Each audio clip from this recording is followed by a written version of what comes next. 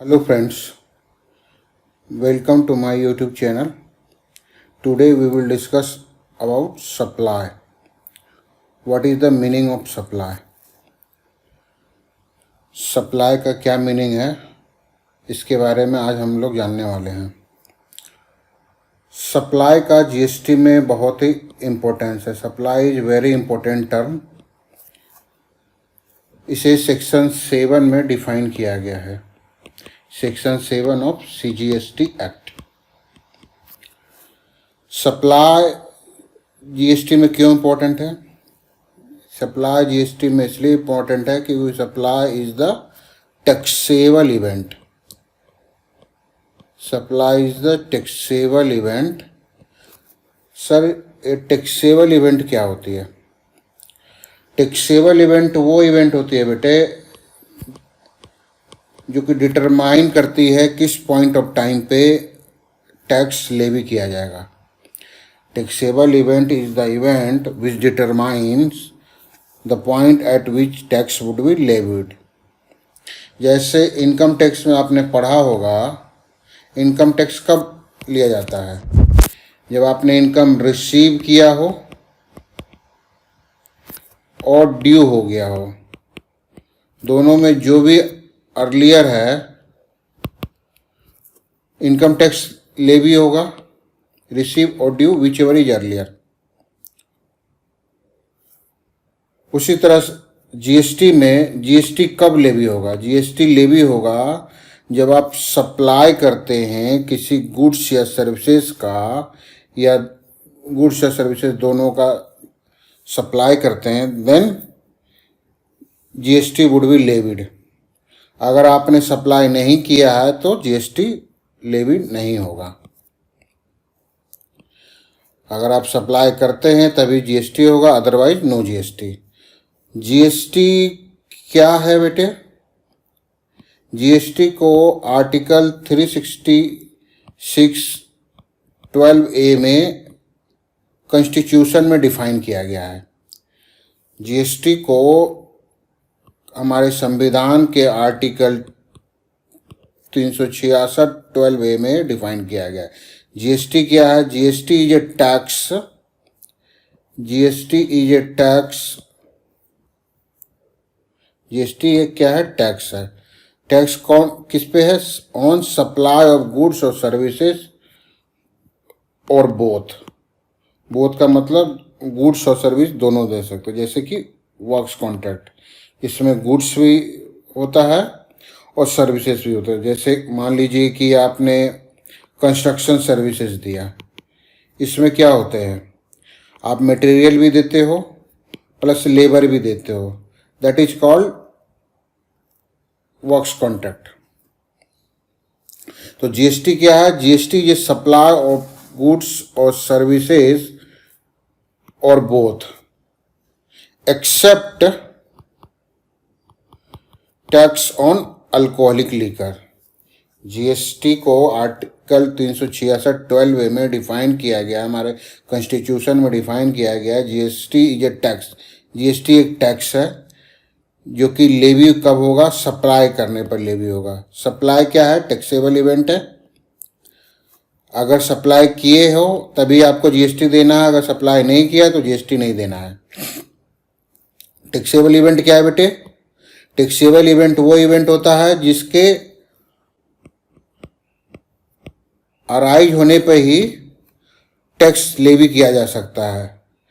Income tax में जैसे आपने इनकम रिसीव किया हो या इनकम ड्यू हो गया हो, अभी नहीं मिला हो, जो भी दोनों में से पहले हो जाएगा, इनकम टैक्स आपको देना पड़ेगा। सिमिलरली जीएसटी में आपने अगर सप्लाई किया है तभी आपको जीएसटी देना है, अदरवाइज नो जीएसटी। तो GST is a tax on supply of goods और services. GST is a tax, GST tax हो गया, किस पे हो गया? ऑन सप्लाई ऑफ गुड्स और सर्विसेज और both, as defined under article 366(12)(a). Clear है? आगे बढ़े। अब सर ये सप्लाई क्या है? सप्लाई के बारे में हम थोड़ा डिटेल में समझते हैं। सप्लाई बेटे बहुत ही इम्पोर्टेंट है जीएसटी के लिए। इसे हमें बहुत ध्यान से बारीकी से समझना पड़ेगा, क्योंकि सप्लाई पर ही पूरा जीएसटी का खेल टिका हुआ है। सो जीएसटी में हमें सप्लाई को बड़े ध्यान से बारीकी में समझना पड़ेगा। तो सप्लाई क्या है बेटे? जीएसटी में तो सप्लाई आ गया, ठीक है, ये टैक्सेबल इवेंट है। पुराने टैक्स लॉ में जब आप मैन्युफैक्चर करते थे, किसी गुड्स का मैन्युफैक्चर करते थे या फिर उस मैन्युफैक्चर करके सेल करते थे, तो आपको मैन्युफैक्चर करने पर क्या देना पड़ता था? एक्साइज। फिर जब उसका सेल करते थे तो उस पर आपको वैट या सेल टैक्स देना पड़ता था। क्लियर है? जीएसटी के आने के पहले भी कुछ लॉ था बेटा, जिसको कि हम एक्साइज और वैट के नाम से जानते थे। वैट तो अभी भी है, एक्साइज अभी भी है, कुछ प्रोडक्ट पे अभी भी है, जीएसटी के आने के बाद भी एग्जिस्ट है। तो जीएसटी के आने से पहले तो एक्साइज होता था और वैट होता था। एक्साइज कब लगता था? जब हम किसी आर्टिकल का मैन्युफैक्चर करते थे, और वैट लगता था जब हम किसी आर्टिकल को सेल करते थे। और एक और टैक्स होता था बेटे, सर्विस टैक्स। सर्विस टैक्स कब लगता था? जब हम सर्विस प्रोवाइड करते थे। जब सर्विस प्रोवाइड करते थे तो सर्विस टैक्स देना पड़ता था। तो एक ही काम के लिए अलग अलग टैक्स देना पड़ता था। कुछ केसेस में तो दो दो टैक्स देना पड़ता था। जैसे वर्क्स कॉन्ट्रैक्ट के केस में वैट भी लगता था और सर्विस टैक्स भी लगता था। कोई सामान बेचे तो पहले आपने बनाया होगा, बनाने पे मैन्युफैक्चर करने पे एक्साइज देना पड़ता था, और फिर बना के जब आपने बेचा तो उस पर वैट देना पड़ता था। तो जीएसटी में ये जो मल्टीपल टैक्सेस थे, इनको हटा के ये जो पुराने टैक्सेबल इवेंट थे, मैन्युफैक्चर, सेल, सर्विस प्रोवाइड करना, इनको हटा के एक नया नाम दे दिया गया, सप्लाई। तो supply is nothing but it is the name of combined name of old taxable event. Old taxable event क्या था? मैन्युफैक्चर करना, सेल करना या सर्विस प्रोवाइड करना। इन सभी को कंबाइंड नाम सप्लाई दे दिया गया है। तो supply is nothing but it is combination of old manufacturing event, manufacture, sale, service, etc. यहां तक क्लियर है? आगे चल सकते हैं जी सर। तो जीएसटी जो है वो टैक्स है ऑन सप्लाई ऑफ गुड्स और सर्विसेज और बोथ। यहां तक क्लियर है? चल सकते हैं आगे जी सर। जीएसटी जो है वो टैक्स है ऑन सप्लाई। जीएसटी को लगाने के लिए क्या क्या बेसिक एलिमेंट होना चाहिए? What are the basic element to levy the tax GST? तो जीएसटी के लिए सबसे बेसिक एलिमेंट है कि सप्लाई होना चाहिए। सप्लाई किसका? सप्लाई ऑफ गुड्स और सर्विसेज या बोथ, दूसरा बेसिक एलिमेंट हो गया। किसके द्वारा? टैक्सेबल पर्सन के द्वारा सप्लाई होना चाहिए। और जो सप्लाई किस चीज का हो? टैक्सेबल सप्लाई होना चाहिए। सर ये टैक्सेबल पर्सन क्या है? टैक्सेबल पर्सन बेटा उसे कहते हैं, टैक्सेबल पर्सन जो कि जीएसटी में रजिस्टर्ड है, जीएसटी में रजिस्टर्ड है या रजिस्टर्ड के लिए लाइबल है। अब जीएसटी में कौन कौन से बेटे रजिस्टर्ड होते हैं?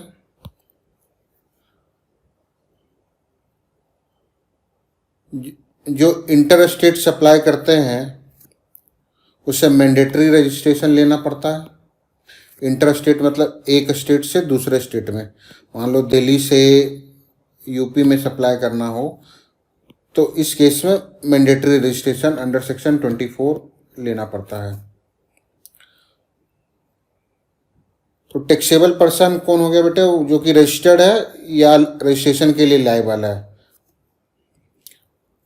अगर आपकी टर्नओवर 40 लाख, 20 लाख या 10 लाख ही है और आप सप्लायर ऑफ गुड्स हैं, तो कुछ स्टेट में 40 लाख तक आपको टैक्स पे, सप्लाई पे, टर्नओवर पे आपको रजिस्ट्रेशन लेने की ज़रूरत नहीं है। आप वॉलेंट्री है, आप मर्जी है तो ले सकते हैं। जैसे कि दिल्ली में 40 लाख तक का सप्लाई करते हैं तो आपको जीएसटी का रजिस्ट्रेशन नहीं लेना है। कुछ स्टेट में 20 लाख तक और कुछ स्टेट में 10 लाख तक, ये गुड्स के केस में बेटे। और सर्विसेज के केस में ये लिमिट 20 लाख और 10 लाख की है।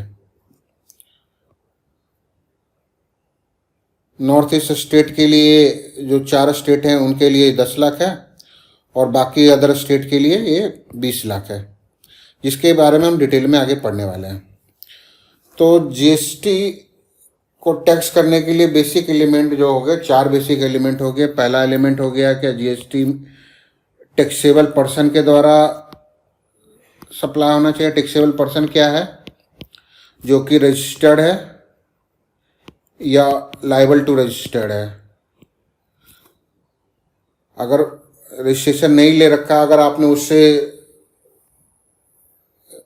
माल का सप्लाई लिया है तो आपको जीएसटी पे नहीं करना है। ऐसा पर्सन जो अनरजिस्टर्ड पर्सन है, अनरजिस्टर्ड पर्सन, वो जीएसटी चार्ज नहीं करेगा। जैसे अगर उसकी टर्नओवर दिल्ली में 40 लाख तक ही है तो वो जीएसटी में रजिस्ट्रेशन नहीं ले सकता है। उसकी इच्छा है वो रजिस्ट्रेशन ना कराए तो ऐसा पर्सन जीएसटी कलेक्ट नहीं करेगा। It is a goods tax planning बेटे।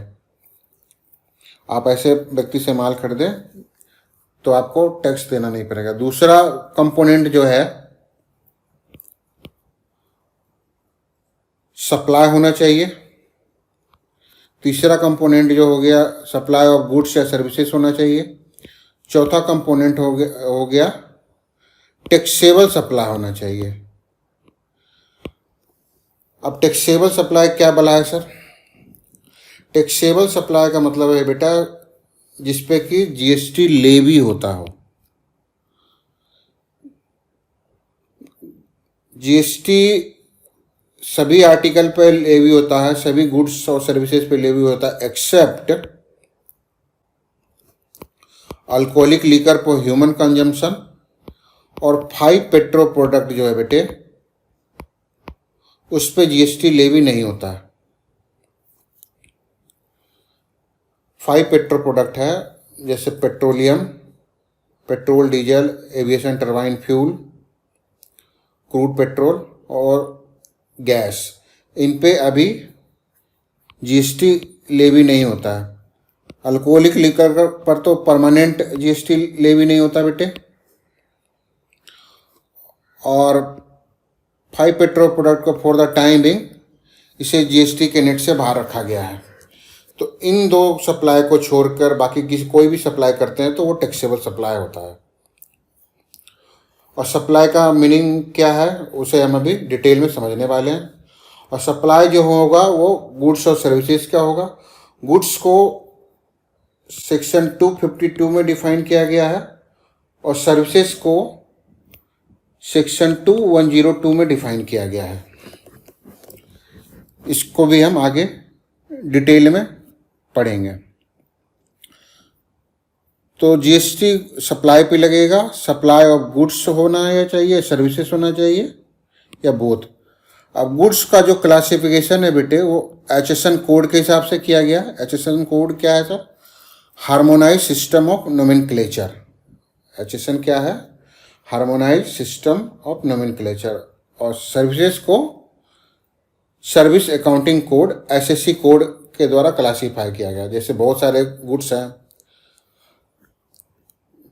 बहुत सारे आर्टिकल में आप सप्लाई कर सकते हैं, और हर एक आर्टिकल को, हर एक गुड्स को अलग अलग जगहों पे अलग अलग नाम से जाना जाता है। यूपी में जैसे मान लीजिए आप सब्जी है कोई भिंडी, उससे भिंडी बोलते हैं, यूपी दिल्ली में भिंडी बोलते हैं। कहीं कहीं पे इसे ओबरा भी बोलते हैं, कहीं तोड़ई भी बोलते हैं। तो इसका एक यूनिक नेम हो, जीएसटी में से एक की नाम से जाना जाए, तो उसके लिए इसकी कोडिंग करी गई है। एचएसएन कोड को वर्ल्ड कस्टम ऑर्गेनाइजेशन ने 1988 में डेवलप किया है। वर्ल्ड कस्टम ऑर्गेनाइजेशन जो इंटरनेशनल बॉडी है, उसने एचएसएन कोड को डेवलप किया है। ये जीएसटी के आने से पहले ही डेवलप हो गया था बेटे। जीएसटी तो अभी 2017 में आया है, और ये 1988 में ही वर्ल्ड कस्टम ऑर्गेनाइजेशन, जो कि इंटरनेशनल बॉडी है, इंडिया ने नहीं, एक यूएन की ऑर्गेनाइजेशन है, उसने डेवलप किया है। और एसएससी को हमारे सीबीईसी ने, central board of excise and custom ने, जिसका कि नाम अभी सीबीआईसी है, central board of indirect taxes, ने डेवलप किया है। एसएससी सर्विस अकाउंटिंग कोड और HSN harmonise system of nomenclature. इसमें एचएसएन के द्वारा गुड्स को क्लासीफाई किया गया है और एसएससी के द्वारा सर्विसेज को क्लासीफाई किया गया है। ठीक है, यहाँ तक क्लियर है? आगे चल सकते हैं। अब हम चर्चा करेंगे व्हाट इज सप्लाई। सप्लाई का क्या मीनिंग होगा। सप्लाई हमारे लिए जीएसटी में बहुत ही इम्पोर्टेंट है। तो जीएसटी में सप्लाई को सेक्शन 7 में डिफाइन किया गया है। सेक्शन 7 में कैसे डिफाइन किया गया बेटे, उसके बारे में हम लोग डिटेल में चर्चा करने वाले हैं। जीएसटी में सेक्शन 7 में सप्लाई को डिफाइन किया गया है। What is the meaning of supply. और सप्लाई को जो डिफिनेशन है वह इंक्लूसिव डिफिनेशन है बेटे, इलस्ट्रेटिव डिफिनेशन है। It is not exhaustive. Supply की जो डिफिनेशन है वो इलस्ट्रेटिव है, एग्जॉस्टिव नहीं है, मतलब कंप्लीट डिफिनेशन नहीं है। मतलब सप्लाई का मतलब ये बातें जो लिखी हुई है वो है। तो सेक्शन 7 जो है, सेक्शन 7 का 2 पार्ट है, 7(1) एंड 7(2), और तीसरा पार्ट है जो रिसेंट अमेंडमेंट है 7(1)(a). तो 7(1) सप्लाई को इंक्लूड करता है, सप्लाई के स्कोप में क्या क्या आएगा वो बताता है, और 7(2) बताता है आउट ऑफ स्कोप क्या होगा, सप्लाई के दायरे में जो नहीं आएगा उसके बारे में बताता है। तो सेक्शन 7 क्या डिफाइन करता है बेटा, सेक्शन 7 सप्लाई को बताता है, सप्लाई का मीनिंग क्या होगा, सप्लाई में क्या मान के चलेंगे। 7(1) सप्लाई के स्कोप को बताता है, 7(2) सप्लाई के स्कोप में क्या क्या नहीं आएगा उसको बताता है, और तीसरा पार्ट जो है 7(1)(a) वो बताता है कि कौन से गुड्स सप्लाई ऑफ गुड्स होगा, कौन सा सप्लाई ऑफ सर्विस होगा। मतलब ये जो सप्लाई करेंगे ये सप्लाई ऑफ गुड्स होगा या सप्लाई ऑफ सर्विस होगा। सर ये गुड्स और सर्विस को अलग अलग करना ज़रूरी है क्या? हाँ बेटे, बिल्कुल ज़रूरी है, क्योंकि जीएसटी में गुड्स का अलग ट्रीटमेंट है, सर्विस का अलग ट्रीटमेंट है। बिकॉज दोनों की time of supply, place of supply अलग अलग होती है, फिर उसका रेट भी अलग अलग होता है, फिर उसकी ट्रीटमेंट दोनों का अलग अलग होता है। इसीलिए दोनों को अलग अलग डिफाइन किया गया है, गुड्स कौन होगा और सर्विस। ये भी कुछ ही लिस्ट है बेटे, जहाँ जहाँ पुराने लॉ में दिक्कत आती थी, डिस्प्यूट था, उन डिस्प्यूट को जीएसटी में दूर करने की कोशिश की गई है। जीएसटी के आने से पहले ये बहुत ही डिस्प्यूट होता था कि ये सप्लाई ऑफ गुड्स है, ये सप्लाई ऑफ सर्विस है, या बोथ है। जैसे वर्क कॉन्ट्रैक्ट में सॉफ्टवेयर के सर्विस पे सप्लाई पे जीएसटी भी लगता था, वैट भी लगता था। तो इन दुविधाओं को, इन डिस्प्यूट को दूर करने की कोशिश की है जीएसटी लॉ में। तो ये बताता है 7(1)(a). तो सप्लाई को 3 पार्ट में हम चर्चा करेंगे। 7(1) सप्लाई में क्या क्या शामिल होगा। 7(2) सप्लाई के स्कोप से क्या बाहर होके चलेगा। और 7(1)(a) वो बेसिकली डिफाइन करता है कि सप्लाई ऑफ गुड्स होगा या सप्लाई ऑफ सर्विसेज होगा। यहाँ तक क्लियर है? चल सकते हैं? Yes sir.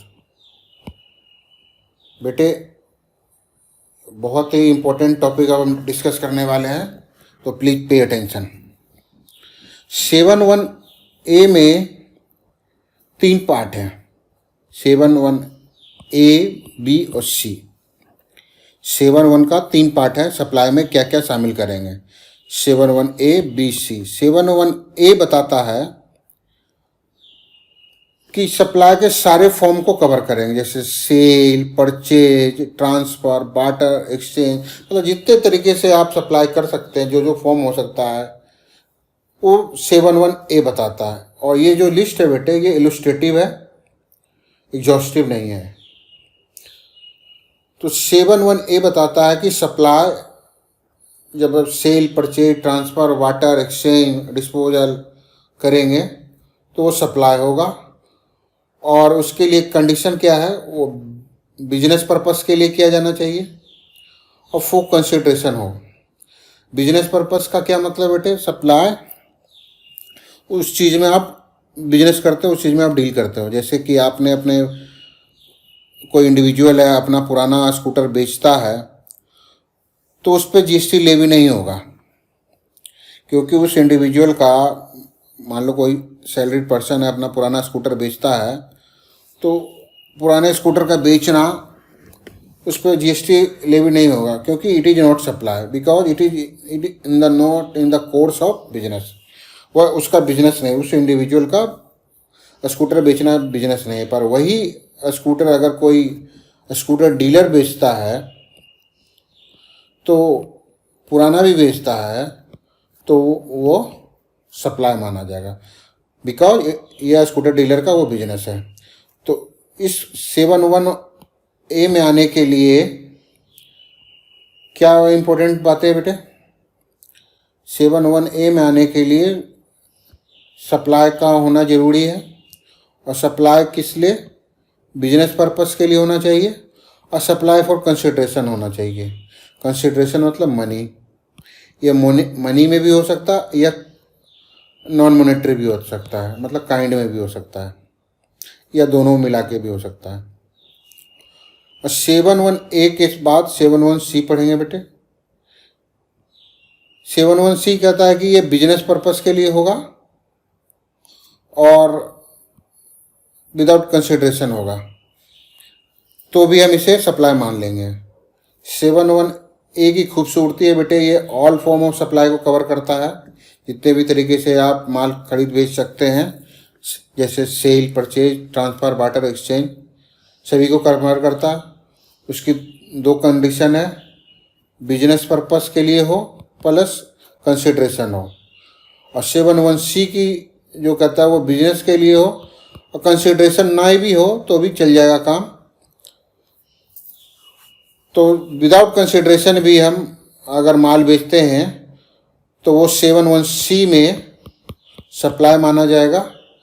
और ऐसी मुख्यतः 4 एक्टिविटी हैं जिनको कि शेड्यूल 1 में लिख के बता दिया गया। इन 4 एक्टिविटीज पे बिना कंसिडरेशन के भी सप्लाई मान लेंगे, जिसे हम आगे डिटेल में पढ़ेंगे।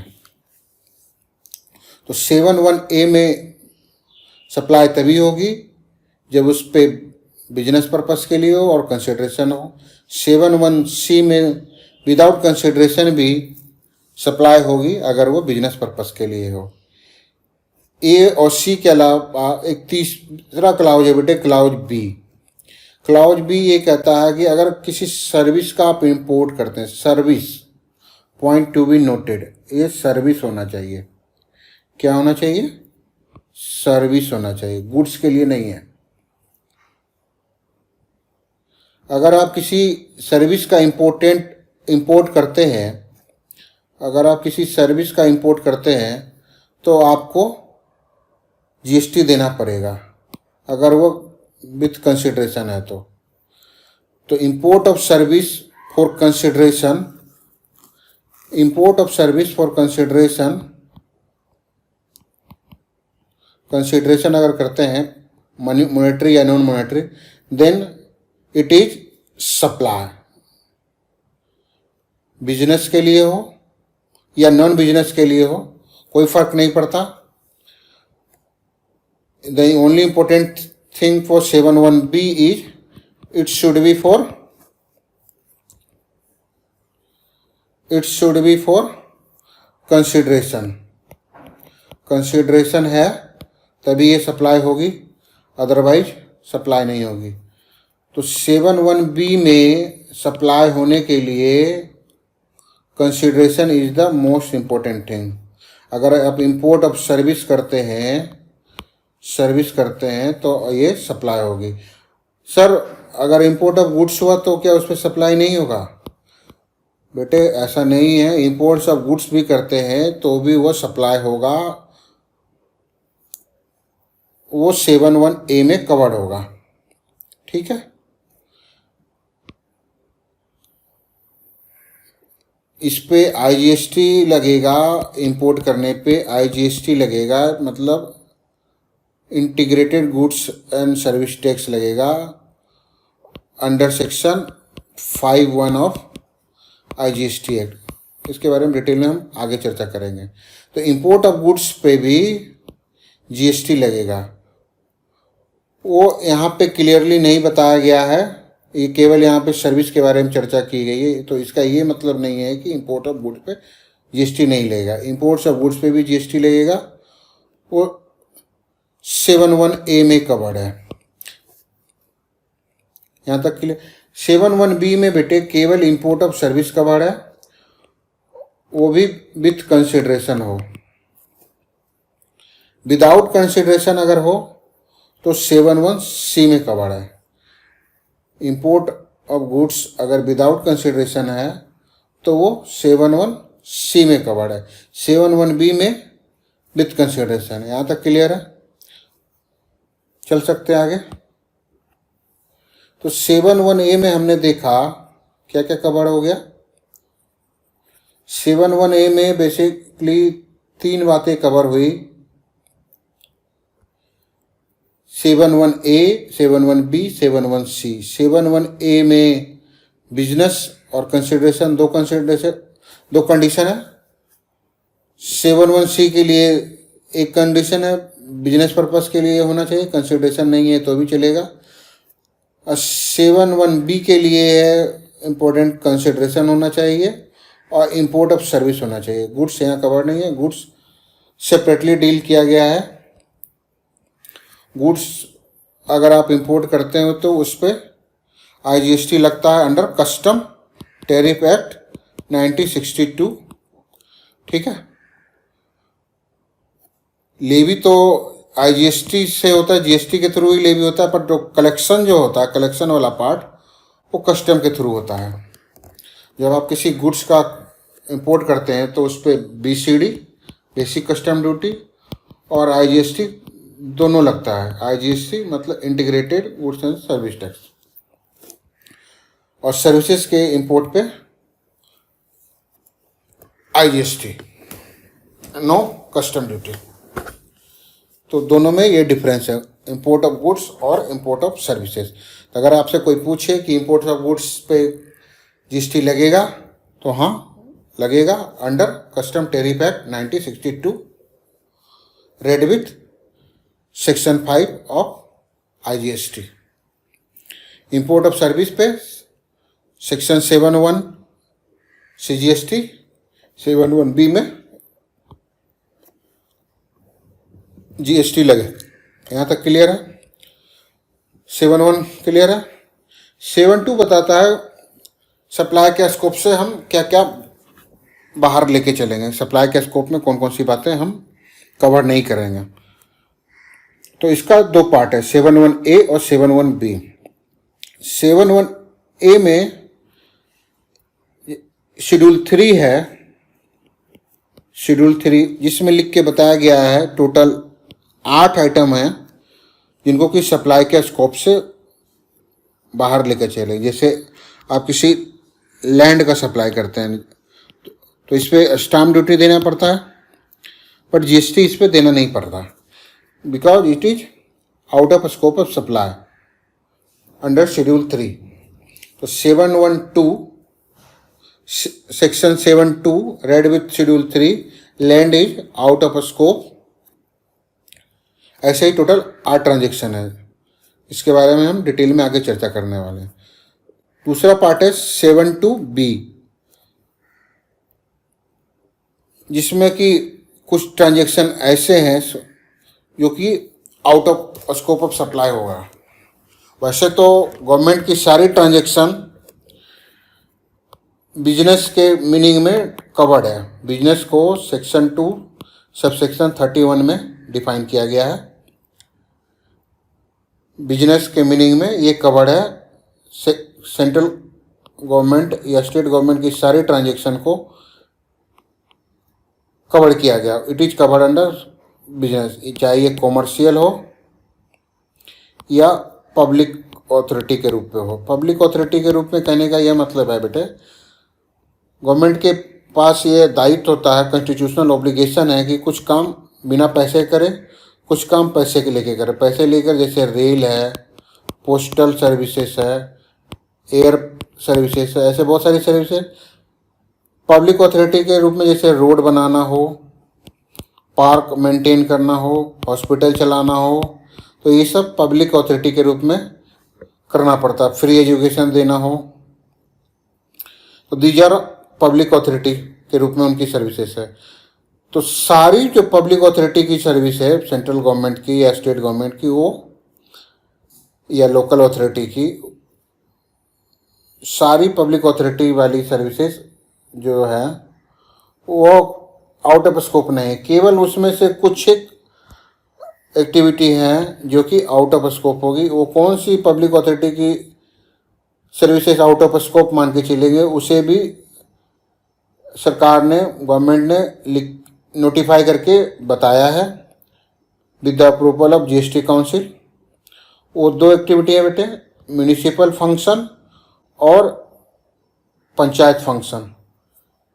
म्यूनिसिपल फंक्शन और पंचायत फंक्शन, यही 2 एक्टिविटी है जो कि out of scope of supply है। बाकी गवर्नमेंट की सारी activity, central government, local authority या स्टेट गवर्नमेंट की सारी एक्टिविटी सप्लाई का स्कोप में मान के चलेंगे। Municipal function 243W, article 243W है कॉन्स्टिट्यूशन का, जीएसटी का नहीं बेटे, कॉन्स्टिट्यूशन का, हमारा जो संविधान है उसका।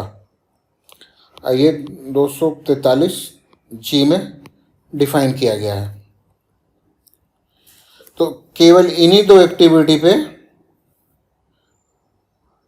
जीएसटी नहीं देना है, बाकी सारी एक्टिविटी गवर्नमेंट की देना पड़ेगा। इसे ध्यान से सुन ले बेटे, बहुत ही इम्पोर्टेंट है। सरकार भी कह रहे हैं कि हम जीएसटी देंगे, पर 2 काम ऐसे हैं जिन पे उन्हें जीएसटी नहीं देना पड़ेगा। वो 2 काम है, अगर वो पब्लिक अथॉरिटी के तौर पे म्यूनिसिपल फंक्शन या पंचायत फंक्शन देते हैं तो उस पर जीएसटी देना नहीं पड़ेगा। इसके अलावा शेड्यूल 3 जो है उस पर 8 एक्टिविटी है जो कि out of scope of supply है। तो इन दोनों में जो बेसिक डिफरेंस है, शेड्यूल 3 में और नोटिफाइड सर्विसेज में जो बेसिक डिफरेंस है, ये जो शेड्यूल 3 है और ये नोटिफाइड सर्विसेज जो है, इन दोनों में बेसिक डिफरेंस क्या है, आइडिया है आप लोगों को? इन दोनों में ये जो ये जो बेटे है शेड्यूल 3 जो एप्लीकेबल है वो सभी पे एप्लीकेबल है, वो आम जनता के लिए है। आप जब आप डील बिजनेस करेंगे तो उनके लिए शेड्यूल 3 है। और ये जो बी है ये केवल और केवल सेंट्रल गवर्नमेंट, स्टेट गवर्नमेंट या लोकल अथॉरिटी के ट्रांजैक्शन के लिए, ये सभी के ट्रांजैक्शन के लिए।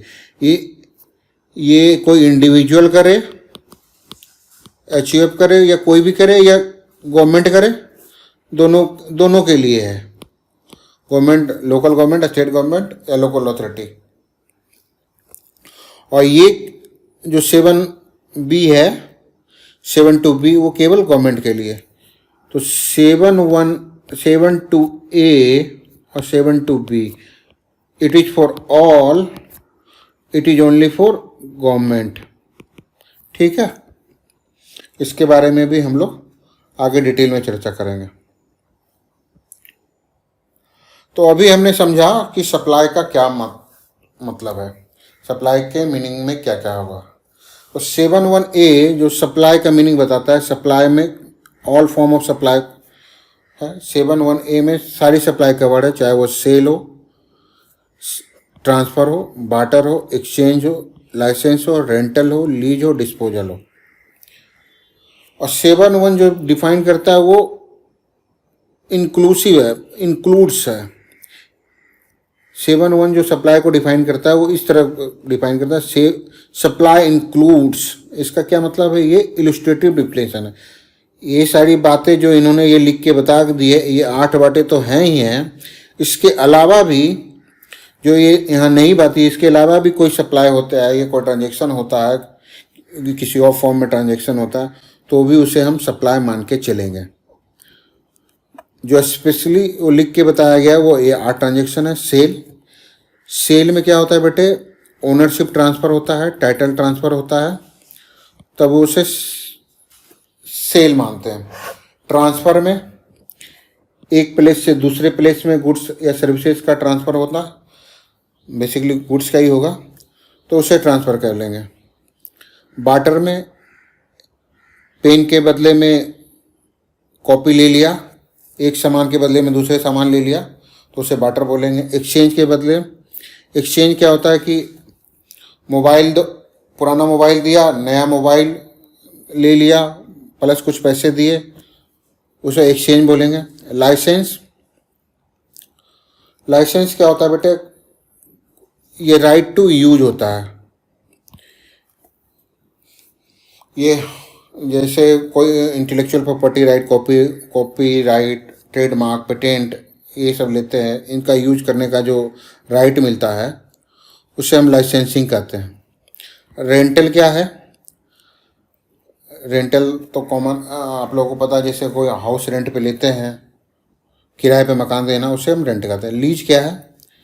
ये भी सिमिलर टू रेंटल है, पर लीज और रेंट में क्या डिफरेंस है? लीज लॉन्ग टर्म के लिए होता है और जो रेंट है वो शॉर्ट टर्म के लिए होता है, नॉर्मली 11 मंथ के लिए होता है। लीज में दूसरा डिफरेंस ये है, और रेंटल में, लीज में ओनरशिप भी ट्रांसफ़र होता है। जैसे लीज 2 टाइप का होता है, ऑपरेटिंग लीज और फाइनेंस लीज। फाइनेंस लीज में ओनरशिप भी ट्रांसफ़र होता है, operating lease is just like rental agreement, इसमें ओनरशिप ट्रांसफ़र नहीं होता। डिस्पोजल, अगर आप पुरानी सामान को बेच देते हैं, जैसे आपने पुराने न्यूज़पेपर बेच देते हैं या पुराना कचरा किसी फैक्ट्री का बेच देते हैं, स्क्रैप बेचते हैं, तो भी उस पर आपको जीएसटी देना पड़ता है। नॉट फॉर इंडिविजुअल, अगर बिजनेस कोर्स में अगर सब बेचते हैं, अगर पुराने गाड़ी किसी कार डीलर ने बेचा तो वो सप्लाई माना जाएगा। अगर मान लीजिए मेरा कोचिंग इंस्टीट्यूट है, हमने पुराने रद्दी अखबार बेच दिया, तो it is in the course of business है, माना जाएगा। ऐसा डिफाइन किया गया है। 2 बिजनेस पर्पस में कोई इंसिडेंटल एक्टिविटी भी की जाती है जो कि उसका मेन बिजनेस नहीं है। जैसे मान लो हमारा कोचिंग का बिजनेस है और कोचिंग के बिजनेस में हमने पुराने कुर्सी टेबल या फिर रद्दी अखबार भी बेचा तो वो सप्लाई माना जाएगा और उस पर जीएसटी पे करना है। तो सप्लाई में ये सारी बातें कवर होगी। तो supply includes sale, purchase, transfer, barter, exchange, rental, lease,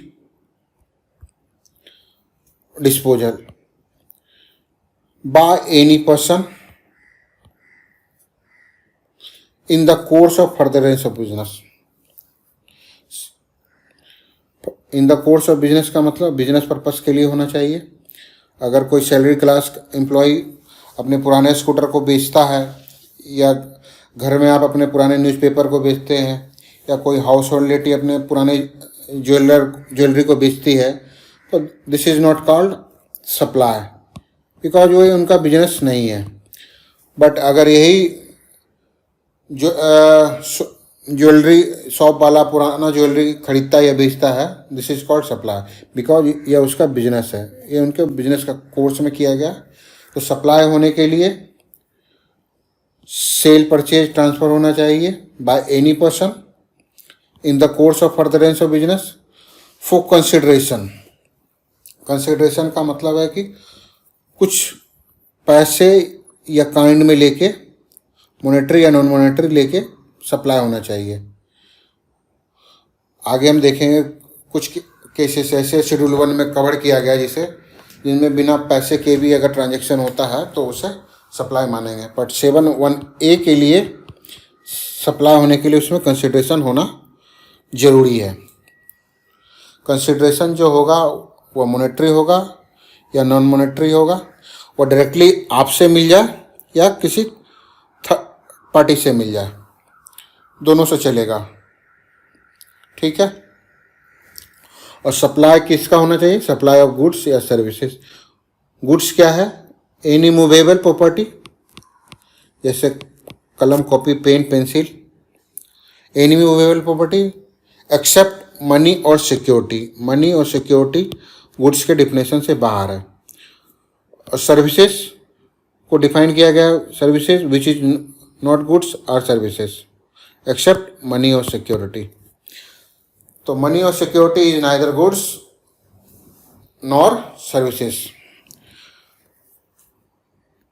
जैसे आप बैंक में डिपॉजिट करते हैं, अपने पैसे को बैंक में डिपॉजिट करते हैं, this is not called supply. Money में बैंक में पैसे डिपॉजिट करना, it is not called supply. या बैंक वाले आपको लोन देता है तो दिस इज नॉट सप्लाई। तो मनी का यूज करना सप्लाई नहीं है, because money is out of scope of supply. Similarly security भी out of scope of supply. अगर किसी शेयर का खरीद बिक्री करते हैं तो it is out of scope of supply. तो money and security is neither goods nor services. But वही बैंक से लोन लेने के लिए अगर बैंक वाला प्रोसेसिंग फ़ी लेता है या इंटरेस्ट चार्ज करता है, लोन देने के लिए इंटरेस्ट लेगा ना, तो it is supply. Processing fee supply है, इंटरेस्ट चार्ज करना सप्लाई है। ऑल दो इंटरेस्ट एग्जाम्प्ट है, इस पर कोई जीएसटी नहीं लगता, पर प्रोसेसिंग फ़ी पे जीएसटी पे करना पड़ता है। तो प्रोसेसिंग फ़ी, बैंक द्वारा प्रोसेसिंग फ़ी लेना, उस पर जीएसटी पे करना पड़ता है क्योंकि it is supply. Interest charge करता है because it is supply although it is exempt. तो GST is a goods, GST is a supply, GST is a tax on supply of goods और services और both, ठीक है। अगर in the course of business हो और consideration लेकर किया गया। 7(1)(a) में ये बातें लिखी गई है।